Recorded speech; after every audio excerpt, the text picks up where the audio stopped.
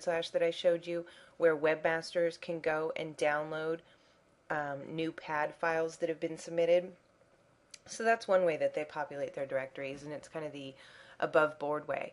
There's a second way that they populate their directories, and this is by scraping other directories. And that means that they run a little script and it goes to another software directory and it pulls all the information off of it, and then they take all that pulled information and they just add it to their own directory. So it's kind of like stealing, but that's what they do, and whether you like it or not, that's how it happens. Now for us it's a good thing because it means that our pad file, even if we only submitted it to 5 places, and we've already done, about 100 places, even if we only submit it to like 5 places, it will eventually get scraped. It will eventually end up in other software directories, and therefore it will create a bunch more links for us.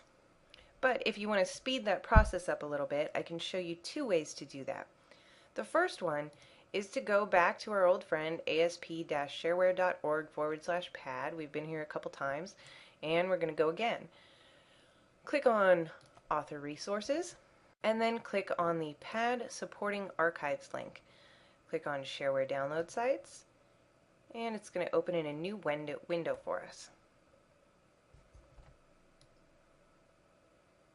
Now this is a listing of all of the software and shareware download sites that use the pad files to populate their directories. And if you look here, this is a huge, giant list. I mean, there's several hundred in here that you can submit your software to. So what you do is you just click on the link that says pad next to each different site, and that'll bring you to that software directory's website, and it will contain instructions for that software directory on how to submit your pad file. Some of them ask you to log in, and some of them just have a little form with a URL in it, and you put the URL of your pad file and then it adds it to their directory. Now this is a perfect task to hire out through Elance or Guru, or if you have an intern program, this is a really good task to assign to your unpaid interns. It should take somebody about 2 to 3 days of 8-hour workdays to submit to all the sites here. Now the other option for you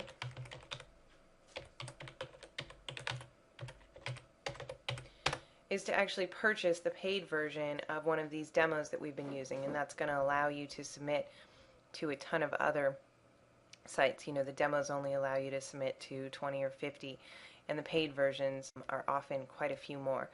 I like Pad Express because it's really simple to use, but Pad Express only submits to about 100 software sites. The other thing that you need to consider when going this route is that Pad Express doesn't submit to software sites that require a login.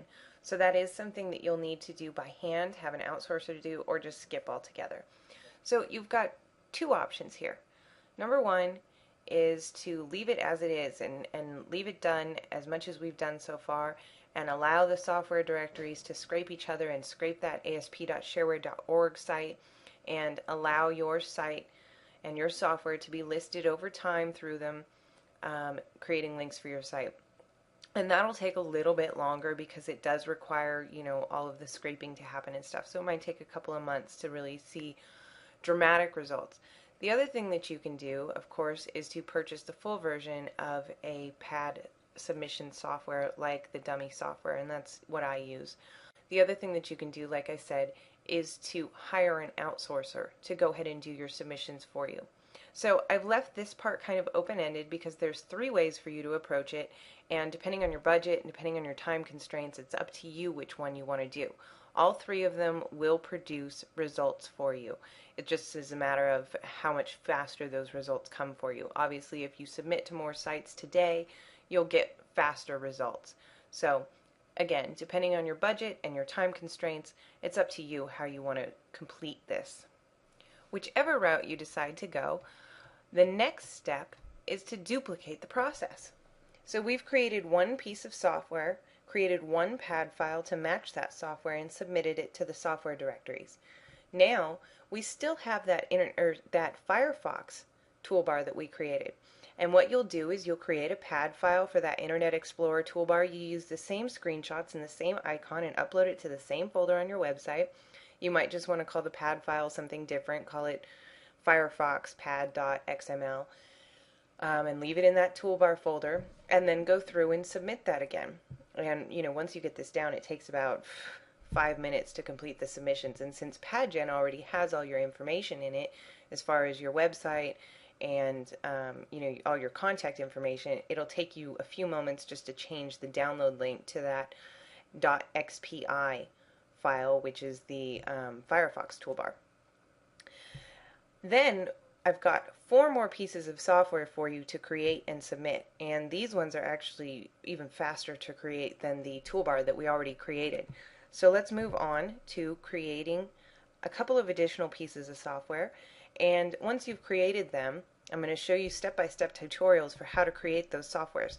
Once you've created them, again, just duplicate the process. Create a pad file, create a couple of screenshots, upload it to your web server, and then submit it to the software directories.